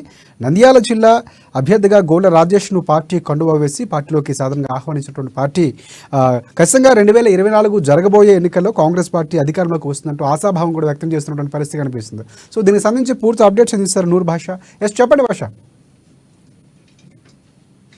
అయితే ఇక్కడ మనం ఈరోజు చూసుకుంటే తెలంగాణలో కాంగ్రెస్ పార్టీ అధికారం కూడా అందులో వైఎస్ షెడ్యూల్ పార్టీ కార్యకర్తల్లో, నాయకుల్లో అత్యంత ఉత్సాహము, ఆనందం విందని చెప్పుకోవచ్చు. అయితే 2024 ఎన్నికల్లో మనం చూసినట్లయితే అధికారమైనటువంటి నాయకులు ఆయుధం చేస్తున్నారు. అదే సమయం వయసుల అధ్యక్షురాలుగా వైఎస్ రాజశేఖర రెడ్డి గారు ఏ విధంగా అయితే ఆంధ్రప్రదేశ్ ఉమ్మడి రాష్ట్రంలో ఆంధ్రప్రదేశ్ లో అధికారంలోకి ఏ విధంగా అయితే కాంగ్రెస్ పార్టీని తీసుకుని వచ్చారో అదే విధంగా రాజశేఖరాలు అదే విధంగా కాంగ్రెస్ పార్టీని తీసుకుని ఖచ్చితంగా భావం వ్యక్తం చేస్తున్నారు ఇక్కడ నుంచి పార్టీ శ్రేణులు. అదే సమయంలో నంద్యాల చూసుకుంటే గోళ్ళ రాజేష్ కూడా అతను వ్యాపారవేత్త, నేడు స్థానికమైనటువంటి వ్యక్తిగా సేవ పార్టీ ఉన్నప్పటికీ కూడా పార్టీతోనే ముందుకు వెళ్ళాలి, కాంగ్రెస్ పార్టీతోనే ప్రజలకు సేవ చేసేందుకు అవకాశం ఉంటుందని, ప్రజలకు మంచి చేసేందుకు అధికారం కావాలా అనేటువంటి విషయం కాకుండా కేవలం కాంగ్రెస్ పార్టీతోనే ప్రజలకు మంచి చేయొచ్చిన ఉద్దేశంతోనే కాంగ్రెస్ పార్టీ నేడు నియోజకవర్గం థ్యాంక్స్ ఫర్ అప్డేట్స్ భాష. నెక్స్ట్ మనం మా హైదరాబాద్ ప్రతినిధి రాంబాబు దగ్గరికి వెళ్దాం. ప్రధానంగా ఈసీ సూచనలతో ఎక్సైజ్ శాఖలో అధికారులు బదిలీలు జరుగుతున్నటువంటి పరిస్థితి కనిపిస్తుంది. సొంత జిల్లాల్లో 3 ఏళ్లు ఒకే చోట పనిచేస్తున్నటువంటి అధికారులు బదిలీలు ప్రధానంగా అవుతున్నటువంటి పరిస్థితి. అలాగే భారీ సంఖ్యలో అధికారులు బదిలీ చేస్తున్నటువంటి ఎక్సైజ్ శాఖ, ఎక్సైజ్ సూపరింటెండెంట్లు, ఉప కమిషనర్లు, సహాయ కమిషనర్లు బదిలీ చేస్తున్నటువంటి పరిస్థితి. ఇందులో 2 ఉప కమిషనర్లు, 9 మంది సహాయ కమిషనర్లు ఉన్నటువంటి పరిస్థితి కనిపిస్తుంది. సో దీనికి సంబంధించి పూర్తి అప్డేట్స్ అందిస్తారు. ఎస్ చెప్పండి రాంబాబు.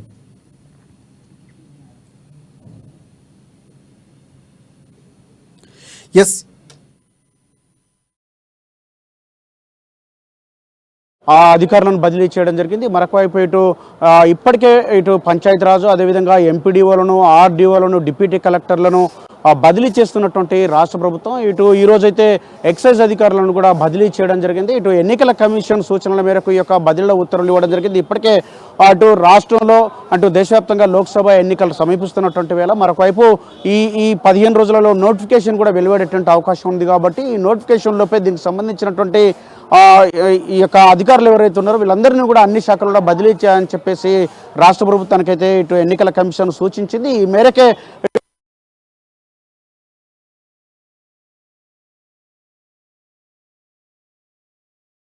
14 మంది సూపరింటెండెంట్లను, అదేవిధంగా 2 ఉప కమిషనర్లను, 9 మంది అసిస్టెంట్ కమిషనర్లు కూడా బదిలీ చేయడం జరిగింది. మొత్తానికైతే ఎన్నికల వేళ ఈ యొక్క బదిలీలతోటి అంటే గతంలో ఉన్నటువంటి 3 ఏళ్లకు పైగా ఇక్కడే కొనసాగుతున్నటువంటి అధికారులు కానీ, డిప్యుటేషన్ల మీద ఉన్నటువంటి అధికారులు కానీ వీళ్ళందరినీ కూడా రాష్ట్ర ప్రభుత్వం బదిలీ చేయాలని చెప్పేసి భావిస్తూ ఉన్నది.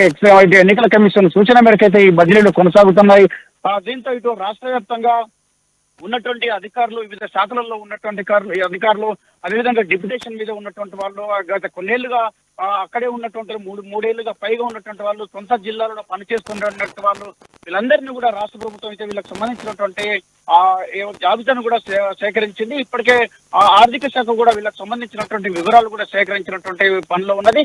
దీనికి సంబంధించి ఇప్పటికే ఒకవైపు 1049 మందికి పైగా వివిధ డిపార్ట్మెంట్ లో రిటైర్డ్ అయినటువంటి అధికారులు కూడా పనిచేస్తున్నారని చెప్పేసి వాళ్ళకు సంబంధించినటువంటి అంశం పైన కూడా ఈ రోజు కూడా శాసనసభలో చర్చ జరిగింది. ఇప్పటికే 2 అధికారులు రిటైర్డ్ అయినటువంటి అధికారులను కూడా ఇరిగేషన్ సంబంధించినటువంటి అధికారులను కూడా సస్పెండ్ చేసినటువంటి రాష్ట్ర ప్రభుత్వం 1049 మంది పైగా కూడా వివిధ శాఖలలో రిటైర్డ్ అయినటువంటి అధికారులు పనిచేస్తున్నారు. వీళ్ళకి సంబంధించి కూడా చర్యలు తీసుకుంటామని చెబుతా ఉన్నది. మరొకవైపు ఎన్నికలు సమీపిస్తున్నటువంటి వేళ ఎన్నికల కమిషన్ సూచనల మేరకైతే వివిధ శాఖలలో బదిలీలు జరుగుతూ ఉన్నాయి. డిప్యుటేషన్ల మీద పనిచేస్తున్నటువంటి వాళ్ళందరినీ వివరాలు సేకరించి వాళ్ళని కూడా బదిలీ చేస్తూ ఉన్నది. మొత్తం ఈ రోజు ఒక్కొక్క శాఖ కూడా బదిలీల ప్రక్రియలో భాగంగా ఈ రోజు ఎక్సైజ్ శాఖలో కూడా 14 మంది సూపరింటెండెంట్లు, 2 ఉప కమిషనర్లు, అదేవిధంగా 9 మంది అడిషనల్ అంటే అసిస్టెంట్ కమిషనర్లు కూడా బదిలీ చేయడం జరిగింది. రాజశేఖర్, ఎస్ఎస్ ఇందులో కీలకంగా ఉన్నటువంటి అధికారులు ఎవరైనా ఉన్నటువంటి పరిస్థితి కనిపిస్తుంది అంటే రాబోయే బదిలీలకు సంబంధించి ఉత్తర్వులు ఎప్పుడొచ్చే అవకాశం కనిపిస్తూ ఉంది? అంటే గతంలో కూడా పనిచేసినటువంటి అంటే బీఆర్ఎస్ సర్కారు ఉన్నప్పుడు పనిచేసినటువంటి అధికారులు కూడా ఇప్పటికీ కొనసాగుతున్నారు. కొంతమంది ఆ యొక్క ప్రభుత్వం అప్పుడున్నటువంటి ప్రభుత్వంలో పనిచేసినటువంటి వాళ్ళు కూడా ఇంకా బీఆర్ఎస్ నేతలకు లీకులు ఇస్తా ఉన్నారని చెప్పేసి ఆ ప్రభుత్వం తరఫున ప్రభుత్వానికి అప్రదిష్ట పాలు తీసుకొచ్చే విధంగా పనిచేస్తున్నారని చెప్పేసి చెడ్డ పేరు తెచ్చేటువంటి పనిచేస్తున్నారని చెప్పేసి ఇప్పటికే ఆరోపణలు వస్తున్నటువంటి నేపథ్యంలో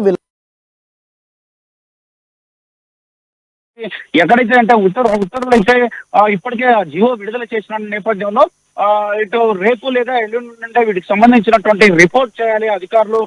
ఎక్కడైతే పోస్టింగ్ ఇచ్చారో ఆ పోస్టింగ్ ఇచ్చినటువంటి జిల్లాలో రిపోర్ట్ చేయాల్సిందే అని చెప్పేసి ఆదేశాలు రావడంతో ఈ 2-3 రోజుల్లో దీనికి సంబంధించినటువంటి బదిలీల ప్రక్రియ అంటే రిపోర్ట్లు ఇచ్చేసి ఆయా స్థానాల్లో జాయిన్ అయ్యేటువంటి అవకాశం అయితే కనపడతా ఉంది. మొత్తానికైతే ఈ యొక్క బదిలీల ప్రక్రియతోటి ఎన్నికలు సజావుగా నిర్వహించాలని చెప్పేసి ఎన్నికల కమిషన్ భావిస్తోంది. అందుకే రాష్ట్ర ప్రభుత్వంతో మాట్లాడి రాష్ట్ర ప్రభుత్వానికి వివిధ శాఖలకు కూడా ఆదేశాలు ఇవ్వడంతో ఈ బదిలీలు అయితే కొనసాగుతూ ఉన్నాయి. Right thanks for updates Rambabu. Next మనం కరీంనగర్ వెళ్దాం. అక్కడ మా ప్రతినిధి శ్రీకాంత్ మనకు అందుబాటులో ఉన్నారు. ప్రధానంగా assembly సమావేశాలపై BJP MP Bandi Sanjay fire అయినటువంటి పరిస్థితి కనిపిస్తోంది. 1200 టీఎంసీలకు పైగా కృష్ణా నీటిని కాంగ్రెస్ బీఆర్ఎస్ పార్టీలు ఏపీకి దోచిపెట్టింది నిజం కాదని కూడా కొన్ని వ్యాఖ్యలు చేసి ప్రశ్నించినటువంటి పరిస్థితి కనిపిస్తుంది. కేసీఆర్ పాలనలో 812 టీఎంసీల నీటిని సీమకు దోచిపెట్టారని కూడా ప్రధానంగా ఆరోపిస్తున్నారు బండి సంజయ్. సో దీనికి సంబంధించి పూర్తి అప్డేట్స్ ఏంటి చెప్పండి Srikanth. Good evening Rajasekhar. Karimnagar MP Bandi Sanjay Kumar ఏదైతే ప్రజాహిత యాత్ర మొదలు చేపట్టారు.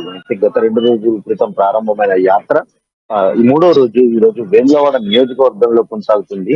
అయితే ఈ యాత్రలో భాగంగా కూడా ఆయన కాంగ్రెస్ తో పాటు బీఆర్ఎస్ పార్టీలపై విరుచుకుపడ్డారు. అయితే ముఖ్యంగా ఏదైతే గతంలో బీఆర్ఎస్ పార్టీకి సంబంధించిన ముఖ్యమంత్రి కేసీఆర్ 500 కోట్లతో కూడా వేములవాడ దేవాలయాన్ని అభివృద్ధి చేస్తానని చెప్పేసి ఇచ్చే మాటలే. అంటే ఎక్కడ కూడా దేవాలయం అభివృద్ధి కాలేదంటూ కూడా ఆయన అక్కడ వాస్తవ పరిస్థితులు అందుకు భిన్నంగా ఉన్నాయి, దేవాలయం మాత్రం ఎలాంటి అభివృద్ధి చెందలేదంటూ కూడా ఆయన ఒక హాట్ కామెంట్ చేసిన పరిస్థితి. అయితే ఇకపోతే ఏదైతే ఈ కృష్ణా జలాలకు సంబంధించి ఇటు ఆంధ్రాకు తరలించడం పట్ల గత ప్రభుత్వం అయితేనేమి ఇప్పుడు ప్రస్తుతం కాంగ్రెస్ ప్రభుత్వం కూడా ఈ నీటి తరలింపు విషయంలో అశ్రద్ధ వహిస్తున్నారంటూ కూడా ఆయన విరుచుకుపడ్డ పరిస్థితి అయితే నెలకొంది. గతంలో బీఆర్ఎస్ పార్టీకి సంబంధించి జగన్ కి కట్టబెట్టడం అంటే సాక్షాత్తు ఆంధ్రప్రదేశ్ ముఖ్యమంత్రి జగన్ అసెంబ్లీలో చెప్పడము ఇందుకు నిదర్శనం అంటూ కూడా ఆయన ఒక ఉదాహరణగా కూడా చూపించిన పరిస్థితి అయితే ఉంది. ఇకపోతే కాంగ్రెస్ పార్టీ ఏదైతే ప్రజలకు సంబంధించి అర్థవంతమైన చర్చ కొనసాగట్లేదు అసెంబ్లీలో అంటూ కూడా ఆయన అంటే ఇచ్చిన హామీల అమలుకు దిశగా కూడా ఏం చేయట్లేదు అంటూ కూడా ఆయన మండిపడ్డ పరిస్థితి అయితే ఉంది. అంటే గతంలో ఇచ్చిన బీఆర్ఎస్ పార్టీ లాగే కూడా ఏదైతే కాంగ్రెస్ పార్టీ కూడా వ్యవహరిస్తుందంటూ కూడా ఆయన మండిపడ్డారు. ఇకపోతే కేంద్రంలో 400కు పైగా రాబోయే లోక్సభ ఎన్నికలకు గాను 400 సీట్లకు పైగా కూడా తప్పకుండా గెలిచి తీరుతాము, ఎవరితో కూడా పొత్తు అవసరం లేదు తమకు అని చెప్పేసి ఏదైతే బీజేపీ పార్టీ ఒక స్పష్టమైన మెజారిటీతో కూడా గెలుస్తుంది, సొంతంగా తాము ప్రభుత్వాన్ని ముచ్చటగా 3వ సారి మోదీ ప్రభుత్వాన్ని ఏర్పాటు చేస్తామని చెప్పేసి ఒక ధీమా వ్యక్తం చేస్తున్న పరిస్థితి. అయితే ఆయన ఈ క్యాంపెయిన్ లో భాగంగా ప్రతి ఇంటికి కూడా తిరుగుతూ కూడా ఇన్ని సంవత్సరాలుగా అంటే గత పర్యాయంలో కూడా మోదీ ప్రభుత్వం సాధించిన విజయాలతో పాటు సంక్షేమ పథకాల అమలును ఇంటింటికి కూడా ఏదైతే ప్రజలకు వివరిస్తూ కూడా ఆయన ఈ ప్రజాహిత యాత్ర కొనసాగుతుందని చెప్పవచ్చు. రాజశేఖర్ రైట్ అండి. శ్రీకాంత్ ఒకటి ప్రధానంగా గతంలో ఆయన పార్టీ అధ్యక్షుడిగా ఉన్న సమయంలోనే కాళేశ్వరం ప్రాజెక్టుకు సంబంధించి కృష్ణా జిల్లాలకు సంబంధించి తీవ్రమైన ఆరోపణలు చేశారు. సో ప్రధానంగా ఏపీకి దోచి పెడుతున్నారు కేసీఆర్ అని చెప్పి కొన్ని ఆరోపణలు చేసినటువంటి పరిస్థితి. ఇప్పుడు కాంగ్రెస్ పార్టీ అధికారంలోకి వచ్చాక అదే ఆరోపణలు చేస్తున్నటువంటి పరిస్థితి కనిపిస్తుంది. సో భవిష్యత్తులో పూర్తి స్థాయిలో కాంగ్రెస్ పార్టీకి సంబంధించి ఇప్పుడు వ్యూహాత్మకంగా ఇక్కడ బీజేపీ పార్టీ వ్యవహరిస్తుంది. పార్టీ అధ్యక్షుడిగా ఉన్నటువంటి గతంలో బంద్ చేసిన బండి సంజయ్ కూడా అదే వ్యూహాత్మకంగా అంటే బీఆర్ఎస్ పైనే అవినీతి బయటపెట్టే విధంగా కాంగ్రెస్ పార్టీకి ఒక రకంగా మంచిని సపోర్ట్ చేస్తూనే విమర్శలు చేస్తున్నారు అనుకోవచ్చు మనం.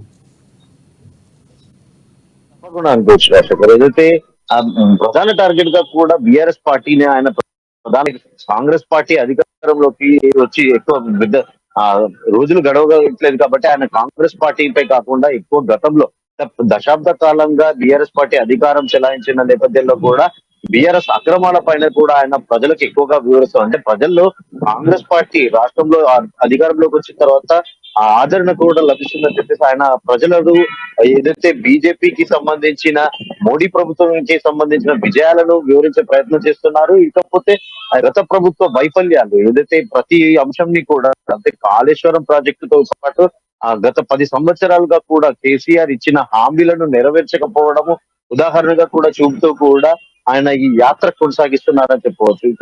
ఏదైతే నీటి కేటాయింపుకు సంబంధించి ఈ రోజు అసెంబ్లీలో ఇరు పార్టీలు కూడా స్పష్టమైన మార్గదర్శకం అంటే ఏదైతే ఇరు పార్టీలు కూడా స్పష్టంగా చెప్పలేకపోతున్నారు.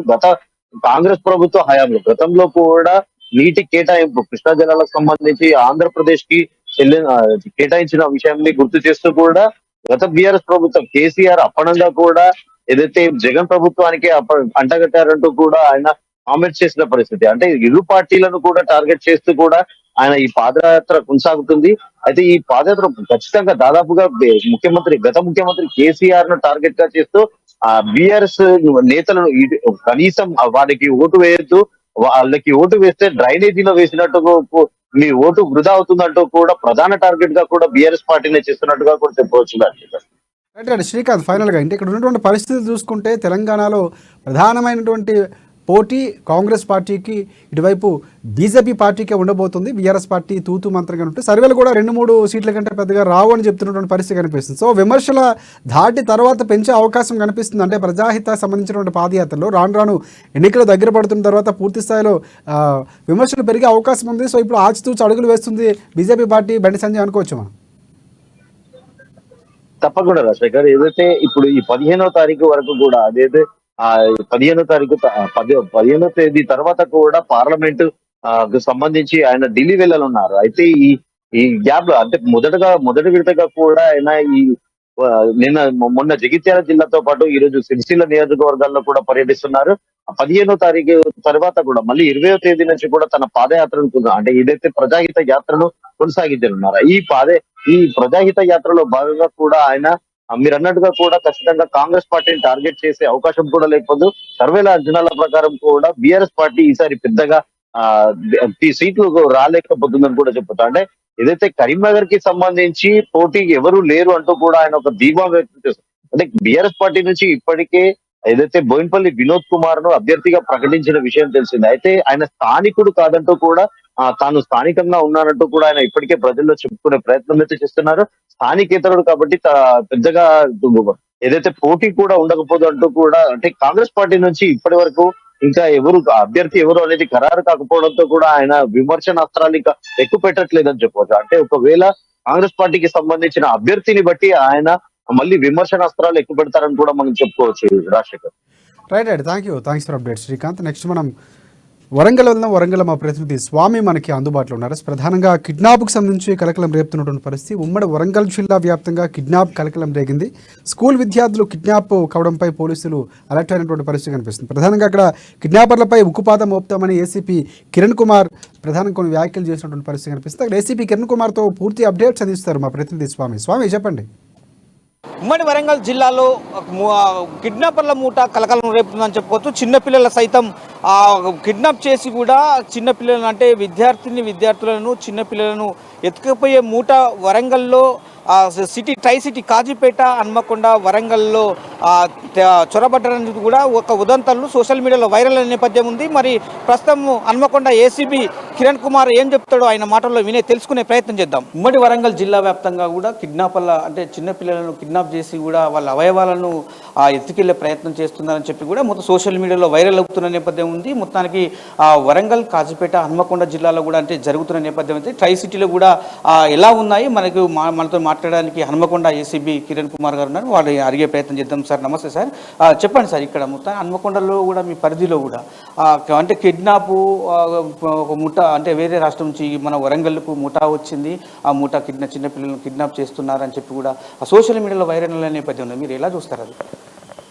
యాక్చువల్గా ఈ వైరల్ ఏదైతే జరుగుతాయో సోషల్ మీడియాలో కానీ అది కానీ వాటిని దయచేసి ప్రజలు ఎవరు నమ్మవద్దని నేను పోలీస్ తరఫున రిక్వెస్ట్ చేస్తున్నాము. మా సిపి గారు కూడా అదే ప్రజలకు ఇలాంటి వైరల్ అయ్యేటువంటి వదంతులను నమ్మకుండా వాళ్ళకు ప్యానిక్ కాకుండా వాళ్ళకు మెసేజ్ ఇవ్వమంటే నేను గత 2 days బ్యాక్ కూడా మేము అదంతా కూడా దాని ఇన్ఫర్మేషన్ పబ్లిక్ ఇవ్వడం జరిగింది. ఇవన్నీ జస్ట్ పుకార్లే, ఇవన్నీ వదంతులే. దయచేసి పబ్లిక్ ఎవరు కూడా వదంతుల్ని పుకార్లను నమ్మద్దు, నమ్మి ప్యానిక్ అవ్వద్దు.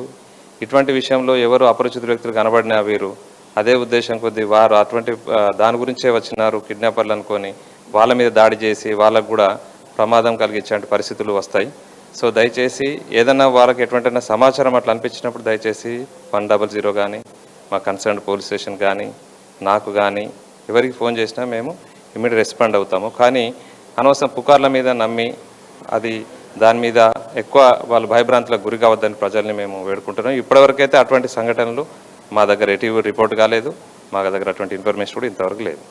ఒకవేళ మీ దృష్టికి అంటే ఇప్పుడు మీ పరిధిలో ఉన్న స్టేషన్స్ కావచ్చు, ఎస్హెచ్ఓలో కావచ్చు, మీరు ఏమైనా ఆదేశాలు జారీ చేశారా? లేదు, అంటే మేము ఎప్పుడూ రెగ్యులర్గా పెట్రోలింగ్ అనేది జరుగుతుంటుంది, రౌండ్ ది క్లాక్ పెట్రోలింగ్ ఉంటుంది మాది. సో అటువంటి ఇన్సిడెంట్ అయితే మేము 5 minutesలో అలాంటి సీన్ ఆఫ్ ఫెన్స్కి మేము వెళ్ళేటువంటి మా దగ్గర ఉన్నటువంటి సిస్టమ్ అట్లా ఉంది. మాకు ఇన్ఫర్మేషన్ సిస్టమ్ కానీ మేము ఇమీడియట్ రష్ అయ్యేటువంటి సిస్టమ్ మా దగ్గర ఉంది. సో అలాంటిది ఏ ఇన్సిడెంట్ చిన్నది జరిగినా మేము ఇమీడియట్గా మేము రెస్పాండ్ అయ్యి దాన్ని ఇమీడియట్గా మేము వాళ్ళని కర్బ్ చేసేటువంటి సిస్టమ్ ఉంది. కానీ అటువంటిది ఏమి ఇంతవరకు మా దృష్టికి రాలేదు. మేము కన్సర్న్ మా ఎస్హెచ్ఓస్ కూడా అందరికీ ఇదే ఇన్స్ట్రక్షన్ జరిగింది. ఈ పబ్లిక్లో కూడా అందరికీ మీరు చెప్పండి, మీ పోలీస్ స్టేషన్ జ్యుడిషియల్ కూడా పబ్లిక్ని ప్యానిక్ కావద్దు, ఈ వదంతులు నమ్మద్దని వారు కూడా అవేర్నెస్ ఇవ్వమని పబ్లిక్కి చెప్పడం జరిగింది. ఒకవేళ అటువంటిది అయితే మాత్రం ఖచ్చితంగా చర్యలు తీసుకుంటాం. కానీ ఐజ్ ఆఫ్ నౌ అటువంటిది ఎలాంటి ఇప్పటివరకు అయితే మా దృష్టికి రాలేదు. ఒకవేళ చిన్నపిల్లల హాస్టల్స్ అంటే 5th క్లాస్ నుంచి కూడా ఈ సోషల్ వెల్ఫేర్ కావచ్చు, మహాత్మా గాంధీ జ్యోతిరావు పూలే హాస్టల్స్ కావచ్చు మీ పరిధిలో ఉన్నాయి. అంటే పోలీస్ శాఖ నుంచి కూడా ఆ తల్లిదండ్రులు కావచ్చు, లేకపోతే అడ్మినిస్ట్రేషన్కు ప్రిన్సిపల్స్కి కావచ్చు, మీరు ఎలాంటి రూల్స్ చెప్పబోతున్నారు? రూల్స్ ఏం లేదు, అవి రెగ్యులర్గా మేము చాలాసార్లు మేము general instructions, standard instructions hostels కానీ, హాస్టల్లో వార్డెన్స్ కానీ, ఇన్స్టిట్యూషన్స్ కానీ చెప్పడం జరుగుతుంది. వాళ్ళు ప్రతి ఇన్స్టిట్యూషన్లో సీసీ కెమెరా ఏర్పాటు చేసుకోవాలి, ప్రతి ఇన్స్టిట్యూషన్లో వాళ్ళు వాచ్మెన్స్ పెట్టుకోవాలి. ఒక గర్ల్స్ ఉన్న పిల్లల హాస్టల్స్ అయితే ఉమెన్ వార్డెన్స్ ఉండాలి. ప్లస్ వాళ్ళు ఇమీడియట్గా ఏదైనా ప్రాబ్లం వస్తే మా కన్సర్న్ పోలీస్ స్టేషన్ నెంబర్ వాళ్ళ దగ్గర ఉండాలి, మాకు ఇన్ఫామ్ చేయాలని చెప్పడం జరిగింది. అలాగే వాళ్ళకి ఎక్కడైనా వాళ్ళు కనుక యాంటిసిపేట్ చేసి ఇది కాక ఇంకేదన్నా కూడా మాకు అప్రోచ్ అయితే అక్కడ మేము పాయింట్ బుక్ కూడా పెట్టేసి పెట్రోలింగ్ అప్పుడు అవి కూడా మేము టచ్ చేసి వాళ్ళను ఎలాంటి ఇష్యూస్ లేకుండా ఒకవేళ వాళ్ళకి ఫర్దర్ ఇన్ఫర్మేషన్ మాకు ఇవ్వాలనుకున్నా, ప్లస్ మా తరఫున పోలీస్ తరఫున మోరల్ సపోర్ట్ ఇవ్వడానికి కూడా మేము సిద్ధంగా ఉన్నాం. Okay, thank you sir. ఇప్పటికైతే హన్మకొండ లోని కూడా ఎలాంటి అవాంఛనీయ సంఘటనలు జరగకుండా కానీ కిడ్నాపర్లను కూడా ఆ పిల్లలు వస్తున్న ఆరోపణలు కావచ్చు, దానికి వదంతులే కావచ్చు, సోషల్ మీడియాలో వైరల్ అయిన నేపథ్యం అవుతుంది. అది ఎంత నమ్మకూడదు. మొత్తానికి ఏదైనా ఆ సంఘటన జరిగితే 100కు కాల్ చేయండి, స్థానిక పోలీసులకు ఇన్ఫర్మేషన్ చేయండి అని చెప్తున్నారు. మొత్తానికైతే హన్మకొండలో కూడా అలాంటి సంఘటనలు ఇంతవరకు పునరావృతం కాలేదు కూడా మా దృష్టికి కూడా ఇంతవరకు రాలేదని చెప్తున్న పరిస్థితి కనపడుతుంది. కిరణ్ కుమార్ హన్మకొండ ఏసీపీ కిరణ్ కుమార్ అయితే చెప్తున్నారు. ఇప్పుడు ప్రస్తుతానికైతే ఎలాంటి సంఘటనలు కూడా ఇంతవరకు నా పరిధిలో రాలేదు. ఒకవేళ అలాంటివి కూడా తావు లేకుండా కూడా వస్తే కనుక మేము పోలీసు శాఖ అప్రమత్తం ఉంటుందని చెప్తున్న పరిస్థితి కనపడుతుంది. తల్లిదండ్రులు మాత్రం ఎలాంటి అపోలకు గురి కావద్దని చెప్తున్నారు. ఇది మొత్తానికైతే